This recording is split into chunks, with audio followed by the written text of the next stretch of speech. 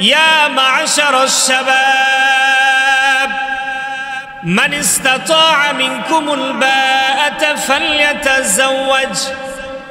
হে যুবক সম্প্রদায়, তোমাদের মাঝে যাদের বিবাহ করার সামর্থ্য আছে তোমরা জলদি করে বিবাহ করো, জলদি করে বিবাহ করো।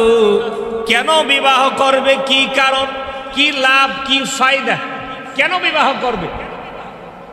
এক নাম্বার ফায়দা বর্ণনা করে, ফাইন্নাহু আগাদ্দু লিল বাসার।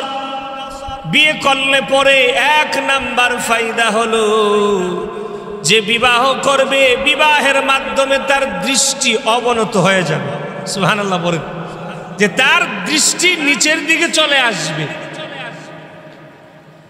এক নাম্বার ফায়দার মধ্যে বলা হয় ফাইন্নাহু আগাদ্দু লিল বাসার। দুই নাম্বার হচ্ছে ওয়া আহসানু লিল ফারজ।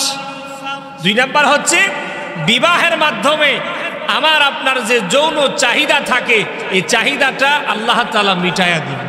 সুবহানাল্লাহ ওয়া বিহামদিহি। একমাত্র বৈধ রাস্তায় হচ্ছে বিবাহ। বিবাহ ছাড়া এর বহির্ভূত যত কাজ আছে ওই কাজগুলা ইসলামে হালাল বলে নাই, আল্লাহ তাআলা এগুলাকে হারাম হিসাবে সাব্যস্ত করে দিয়েছে।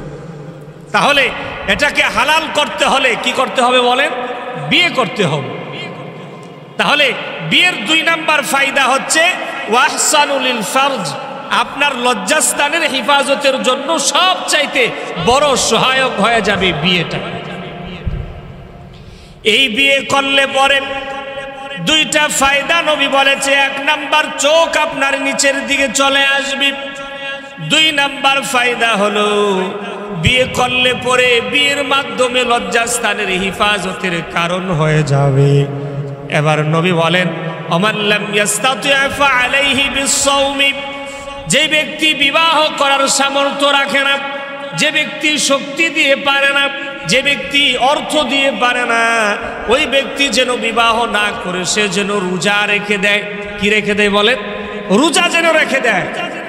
যার সামর্থ্য আছে সে বিয়ে করবে, আর যার সামর্থ্য নাই সে কি করবে? বিয়ে না করে রোজা রেখে দিবে। এটাই তার জন্য সবচাইতে কল্যাণকর হবে। এবার আসেন আমরা আমাদের বাংলাদেশ নিয়ে একটু চিন্তা করি। আচ্ছা, বর্তমান সময়ে আপনি বলেন তো দেখি, একজন ভিক্ষুকও একটা বউ রাখার সামর্থ্য রাখে কিনা? বলেন না, সামর্থ্য রাখে কিনা? রাখে। যারা একটা অ্যান্ড্রয়েড সেট চালাইতে পারে ওই সমস্ত যুবকেরা একটা স্ত্রী রাখার ক্ষমতাও রাখতে। ওই পুরুষটা একটা নারীকে রাখার জন্য যা যা করণীয় প্রয়োজন এটাকে একেবারে নষ্ট করে দিচ্ছে আমাদের হাতের বড় অ্যান্ড্রয়েড ফোন। বিশ্বাস হয় না আপনাদের? আমাদের হাতের বড় অ্যান্ড্রয়েড ফোন, মোবাইল, এটা আমাদেরকে বিবাহ করা থেকে অনেক দূরে নিয়ে যাইতেছে।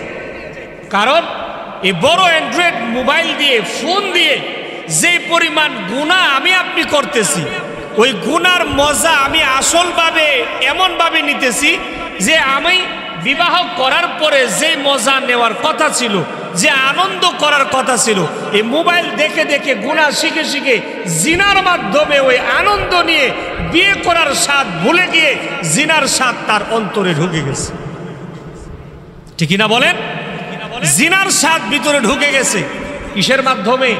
বড় মোবাইলের মাধ্যমে। গুনাহ দেখে দেখে, গুনাহ শিখে শিখে সেটা হালাল পদ্ধতিতে আনন্দ না করে হারাম পদ্ধতিতে আনন্দ করে নিজের বিয়ার স্বাদ মিটায়া ফেলছে। এজন্য বিয়ে করতে হবে। দুনিয়াতে শুধুমাত্র নিজের চিন্তা করলেই চলবে না, নিজে চলে যাওয়ার পরে কিছু রেখে যাওয়ার চিন্তাও করতে হবে। নবী করিম সাল্লাল্লাহু আলাইহি ওয়াসাল্লাম বলেছেন, নবী করিম সাল্লাল্লাহু আলাইহি ওয়াসাল্লাম বলেছেন, যারা আমাকে পছন্দ করে, যারা আমাকে ভালোবাসে, তারা যেন আমার সুন্নতকে যেন আঁকড়ে ধরে। সুবহানাল্লাহ বলুন। আর আমার সুন্নতের মধ্যে বিয়ে করা এটাও একটা সুন্নত। সুবহানাল্লাহ বলুন। নবী বিয়ে করছে কিনা বলেন? নবীজি বিয়ে করছে কিনা বলেন? আমাদের এই বাংলাদেশে তথাকথিত এক বক্তা আছে, তিনি এই কথা কয়েকদিন আগে আমি ইউটিউবে দেখলাম যে এমন এক কথা বললেন